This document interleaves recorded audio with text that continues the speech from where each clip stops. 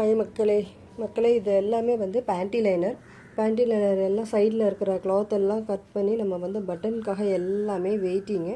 So இந்த side வந்து பார்த்திங்கன்னா சைடில் இருக்கிற கிளாத் கட் பண்ணணும். அதுக்கப்புறம் தான் இந்த மாதிரி ஸ்டேஜுக்கு அப்புறம் நான் வந்து என்ன பண்ணுவேன், பட்டனுக்கு அப்புறம் பேக்கிங். நாளைக்கு இது டிஸ்பேட்ச் 25 பேக்கை வந்து பேண்டி லைனர் இது பார்த்திங்க அப்படின்னா உங்களுக்கு ஒரு பேக்கில் 10 பீசஸ் இருக்கும். 25 பேக்கு 250 பீசஸ்.